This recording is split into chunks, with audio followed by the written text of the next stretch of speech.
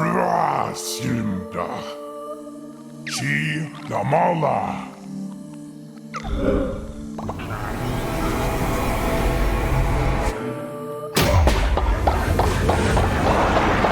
In this video, I'm gonna talk about Cult of the Lamb. At last, I can prove to my parents that video games are the devil. I failed in my attempt with Dungeons & Dragons, but as God is my witness, I shall not fail a second time. I have everything I need to get started. I practiced speaking in tongues, I drew my pentagram, and I have the blood from when I had a kitchen accident earlier today. Nothing can possibly go wrong. You are the last sheep on the planet. You have died, but you got better. Your mission is to found a cult around the guy who brought you back to life and get revenge on those who made your former life miserable. And by miserable, I mean ending it. Being dead is no way to live, and I would not recommend this activity unless you are terminally ill or a boomer. Using your newfound powers, you become capable of killing everything in your path using weapons provided along the way, as long as you leave them behind when you are done. If you are familiar with the roguelike genre, you will know that it implies you will die until you succeed. Here, it is the inverse. Supposing that you are mediumly accustomed to video games, you will succeed most of the time. Controls involve an attack button, a dodge button, and a magic button, all of which can have different effects depending on your luck of the draw.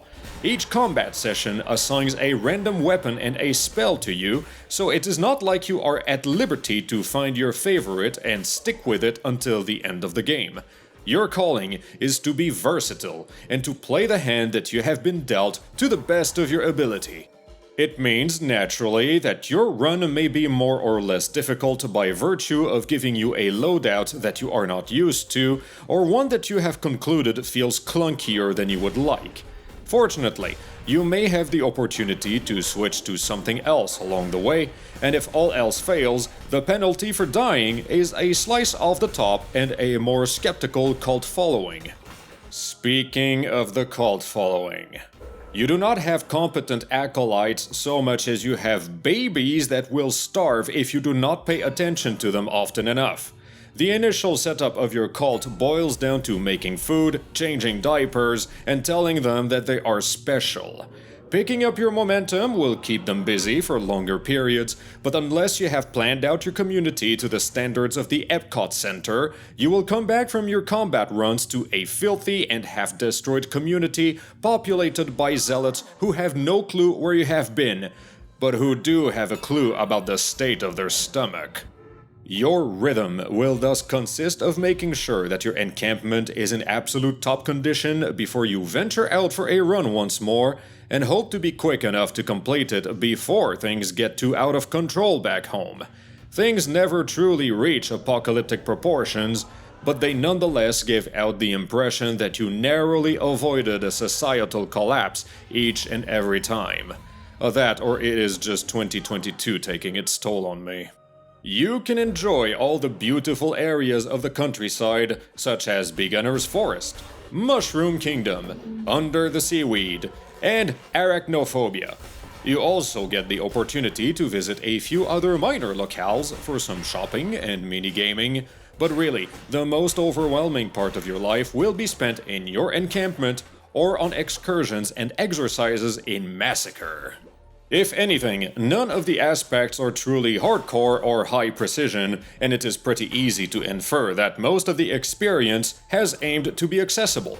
It comes with the measure of caution that the combat portion can and will absolutely tear you a new body opening if you try to get cute and careless. Approaching the situation with care and method is by far the best way to go about it, because the fights can get fairly random if taken at face value and with the impulsivity of a teenager beyond the video rental saloon doors. The visual weight of each new room is such that you might want to destroy everything around you just to simplify the chessboard, if you will, and make it easier to track enemy attacks and bullets once they get too close for comfort.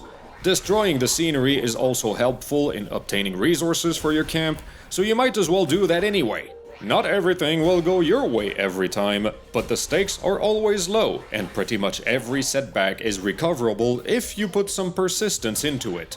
Building your cult and your camp will, of course, grant you upgrades to make the job easier along the way, and reaching your cruising speed is a largely risk-free process that remains well onto the beaten path of traditional video game design.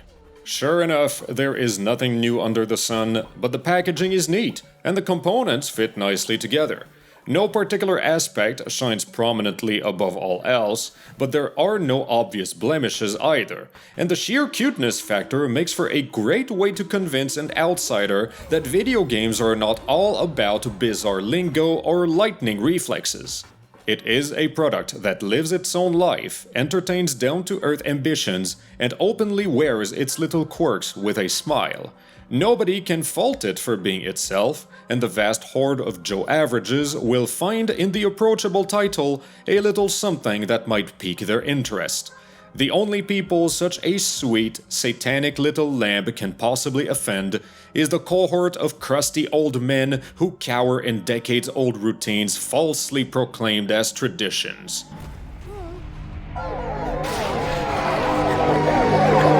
In short, this game is millennials.